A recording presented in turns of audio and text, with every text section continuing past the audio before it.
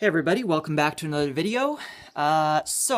Today I have increased my caloric intake once again because for the past 5 or 6 days I have been consuming 3,000 calories a day and I have not gained any weight.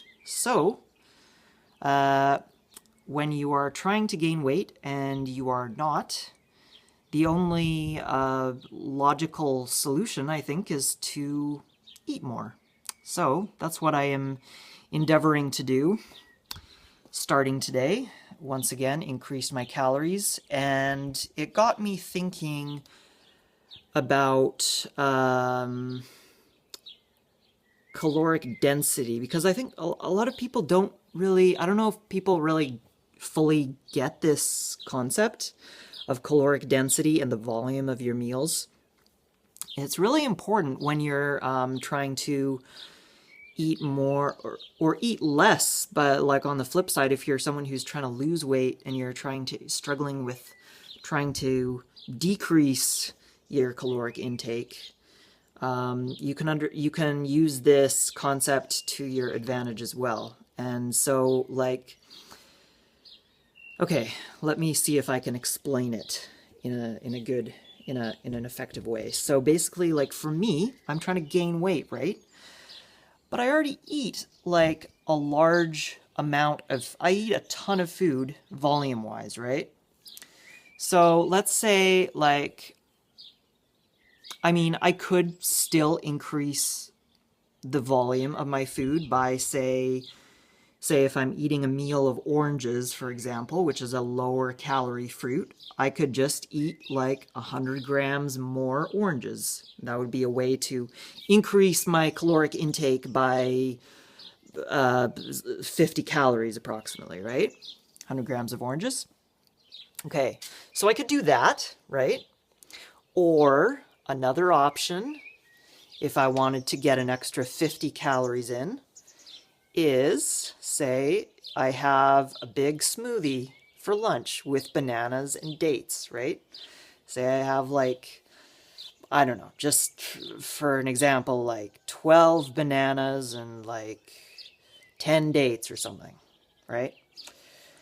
An easier way to get an extra 50 calories or 100 calories if I am already struggling with the amount of volume of food is to simply add 1 or 2 or 3 extra medjool dates to my smoothie, right? Because that would be hardly any extra volume, but it would be quite a significant amount of extra calories, right? If I added 3 medjool dates, that would be what? I don't even know. Like a good amount of calories, right? Good amount of extra calories. And so if you're, you know, I'm not even that much, but like let's say I am struggling like a lot with getting in physically like the amount of volume of food that I'm eating, right? That would be a much easier way, simply adding 2 or 3 extra medjool dates instead of adding 2 extra oranges to my breakfast meal, right? Because that would be like 2 extra oranges. That's like a lot more volume, right? And on the flip side, if you're trying to lose weight and you're struggling with the idea of like, oh, I don't want to eat less. Like I don't want to like reduce the amount of food. I love eating if you're somebody who loves eating, right? So, if you're trying to lose weight, you can use this concept of caloric density of different fruits and vegetables to your advantage in the opposite way by focusing more on lower calorie fruits, lower calorie foods, right? So let's say instead of like let's say you have a smoothie for lunch, okay? And you put like let's say you normally make the smoothie with mostly just bananas, right? Bananas and well, let's say you make it with bananas and dates and greens or something, some kind of greens. That's your daily smoothie.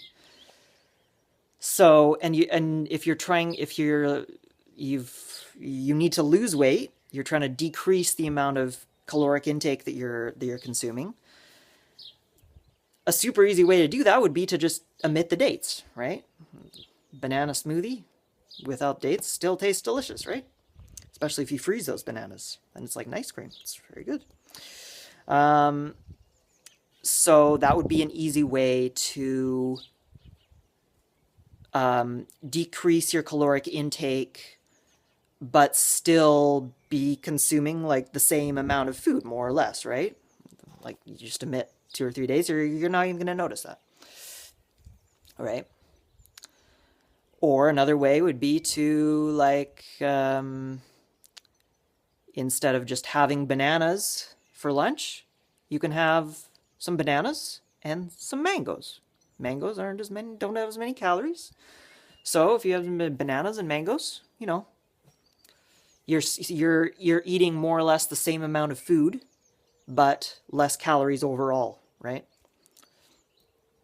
So I think by using this concept of caloric density to your advantage, depending on what your goal is with either gaining or losing weight, if you're just trying to maintain your weight, then no, you don't need to worry about it really.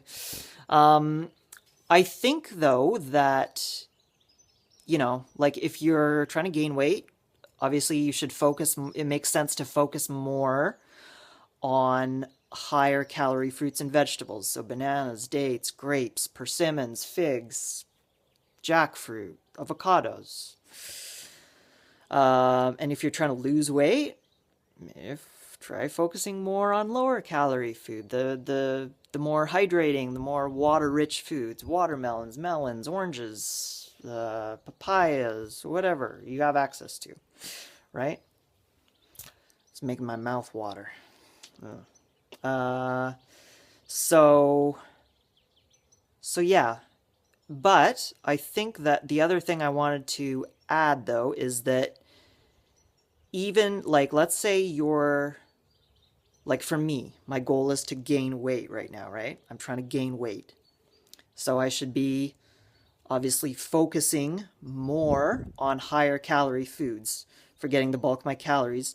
That does not mean that I should be or that I am trying to in any way not eat lower calorie foods, because I think that it's still really important to have a diversity and a variety of different foods in the diet, and be getting like still just getting a certain amount of volume, right? If I were to just eat bananas and dates and like just scrap the oranges and the melons and stuff, I wouldn't be getting all that good like hydration and all those micronutrients from those juicy fruits, right? No, so I still can enjoy those and eat them in abundance, but just with the understanding that that's not necessarily like the goal of, say, having a meal of oranges for me is not to try and meet my caloric needs in any substantial way. It's to get the other great stuff. And then obviously like have an intelligent balance of the oranges and the bananas, the higher calorie things, to ensure that I'm getting my caloric needs met, but not taxing my digestive system to the point where I just can't get in the amount of volume. Does that make sense? Because obviously, you still like if you're trying to gain weight, you still want to eat like I'm still like eating a ton of smashing the vegetables, smashing the greens, like just getting in a ton of all that stuff, which is super low calorie. But I just need to do it intelligently so that I don't overburden my digestion to the point where I can't like physically get it all in, right? And yes, and then on the flip side too, like if you're trying to lose weight, I don't think it would be smart to try and do that just eating higher calorie things like bananas and dates and persimmons and stuff, because then if you're just like reducing the amount of food that you eat and you're already eating like higher calorie foods that have less volume, I feel like you could potentially run the risk of, yeah, just like not getting enough micronutrients and stuff like that, you know? Like if, for example, if you're trying to make a meal of like, if you have the option of, say for breakfast, having like 2 kilos, getting like, say you want to get like 600 calories for breakfast, you have the option of eating like 2 kilos of watermelon or 6 medium bananas. Well, obviously, like if you think about the 2 kilos of watermelon, just because it's so much more volume of food, it's going to have more micronutrients. It's going to have more of everything. It's going to have more protein, which is like another, you know, it's going to have more protein overall than like just six medium bananas, right? So that's important to think about too, I think. Like, I think having a certain amount of volume is important to ensure that we're getting all just enough fiber, enough hydration, enough micronutrients, enough of everything.